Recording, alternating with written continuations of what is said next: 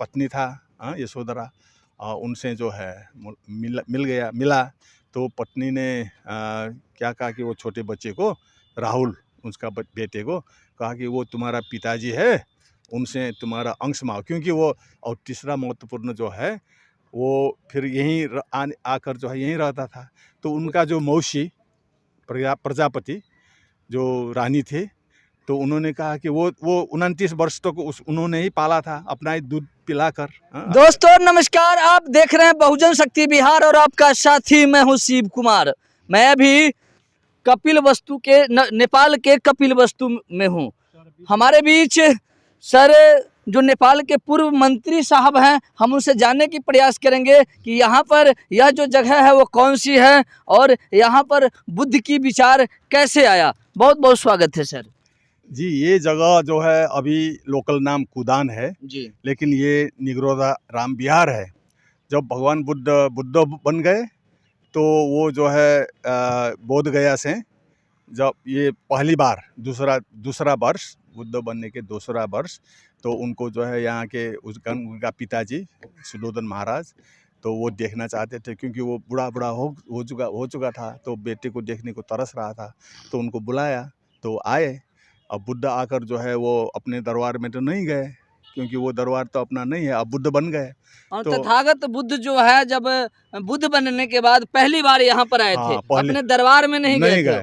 तो ये कौन सी जगह अब था? ये जो है एक निगरोध साक्य करके एक सभासद MP का, उस समय का संथागार का एक वो जो है उनका जमीन था ये, तो यहाँ आकर बैठ गए। एक कुछ जंगल जैसा था, पेड़ वेड़ वगैरह, तो यहाँ आकर आराम किए। वो भगवान बुद्ध और उनके पास जो भिक्षुएं थे, तो पहली बार जो यहाँ आकर बैठे, और निगरोध साके के वन है, इसीलिए इसको निगरोध, क्योंकि बाद में वो निगरोध साके ने ये ज़मीन भगवान बुद्ध को दान करके बिहार बना दिया था, इसलिए कपिलवस्तु में जब आएंगे तो यहीं भगवान बुद्ध जो ठहरेंगे।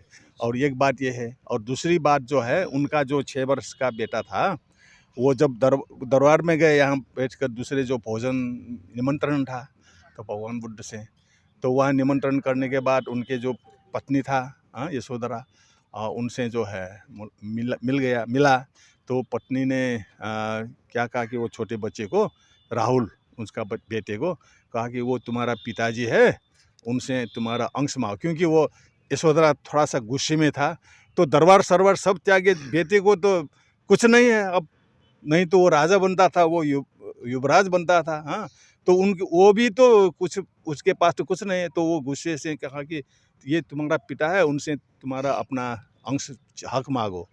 तो बुद्ध के पास तो कुछ नहीं है, ठीक है मेरे पास जो है वो दे दूंगा, तो आओ करके वहाँ दरबार से, अभी यहाँ से कुछ दूर है, वो जाएंगे, वहाँ से जो है बच्चे को, वो 6 वर्ष का बच्चा था, उसको क्या पता, पिताजी के साथ साथ आए, तो आकर जो है मैं जो दे सकता हूँ वो तुमको भिक्षु बनाकर जो है ज्ञान दूंगा। तो इस जो है स्तूप है ये सामने वाला, यहाँ जो है वो राहुल को जो है प्रवज्ञा कर दिया, भिक्षु श्रामणेर बना दिया, श्रामणेर बन गया, भिक्षु बन गया। तो दूसरा महत्वपूर्ण यह है। और तीसरा महत्वपूर्ण जो है वो फिर यहीं आकर जो है यहीं रहता था। तो उनका जो मौसी प्रजापति जो रानी थे, तो उन्होंने कहा कि वो 29 वर्ष तक उन्होंने ही पाला था, अपना ही दूध पिलाकर, अपने गोद में पाला था। तो उनको भी बहुत दुख है, लेकिन क्या है, बेटा तो घर छोड़कर अगर सन्यासी बन गए, भिक्षु बन गए, तो उनको क्या दे दूं, अब हीरा मोती संपत्ति तो नहीं चाहिए।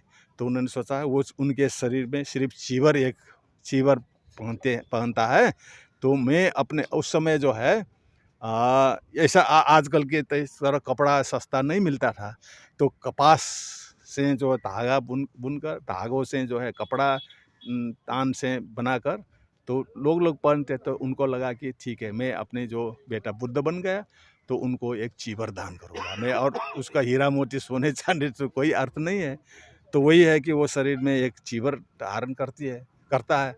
तो उन्होंने अपने हाथ से चीवर, कपास से धागा बनाया, धागों से जो है तान में कपड़ा बुना, और कपड़े में रंगाया वगैरह सब, जो चीवर जैसा बना था, बना के वो जो है एक स्तूप है उधर पीछे, हाँ, वहाँ जो है प्रजापति गौतमी ने भगवान बुद्ध को चीवर दान दिया, यही जगह है। तो इस तरह जो है यहाँ बिहार तो बन ही गया, बिहार का अवशेष वगैरह इधर है, बड़ा बड़ा स्तूप वगैरह है।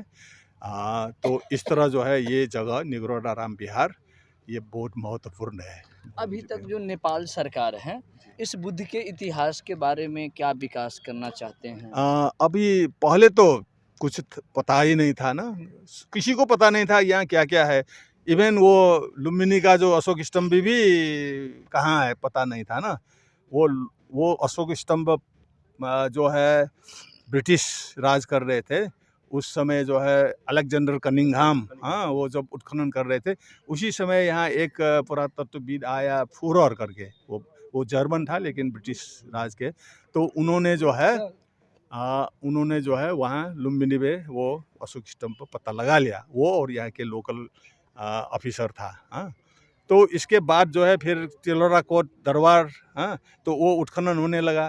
पहले तो दरबार कहाँ थे, कपिलवस्तु कहाँ थे, यही भी अब इंडिया में कहीं ढूंढ रहा था। हाँ, लेकिन अब निकल गया, अब सब उसका वो अलेक्जेंडर कनिंघम का पोता अभी जो उत्खनन कर रहा है, तो उन्होंने सब सिद्ध कर दिया। कौन कर रहा है? अलेक्जेंडर कनिंघम जो ब्रिटिश राज में जो सर्वे ऑफ इंडिया का जो प्रमुख थे, उसका पोता अभी जो है दुरहाम यूनिवर्सिटी का प्रोफेसर है, वो अभी यहाँ कपिलवस्तु ये लुम्बिनी आकर उन्होंने खोद करके उसका रिसर्च हो रहा है, उसमें प्रमाणित हो गया। अब जो है वो तो फिर वहीं बताएंगे कपिलवस्तु जब जाएंगे इसके बारे में। तो इस तरह जो है आप गवर्नमेंट का नेपाल जो है इसमें जो है यूएन भी देख रहा है, यूएन भी उसको निगरानी कर रहा है। क्या हाँ। होता है? तो क्या हुआ कि ये सब निकलने के बाद इसको संरक्षण और विकास करना पड़ेगा। तो लुम्बिनी विकास कोष करके एक कोष बन गया, ट्रस्ट बन गया। तो वो ट्रस्ट जो है अभी वही ट्रस्ट जो है ये सबका संरक्षण और विकास करने का काम करता है। उसमें गवर्नमेंट का जो है वो कानूनी ढंग से उसका अपना स्टेटस है। अपना परिचय बता दीजिए। मेरा नाम केशव साके। अब मैं जो है ये लुम्बिनी विकास कोष अथवा लुम्बिनी डेवलपमेंट ट्रस्ट का करीब 20 वर्ष पहले इसका वाइस चेयर भी बन चुका हूँ, वो एग्जीक्यूटिव चीफ।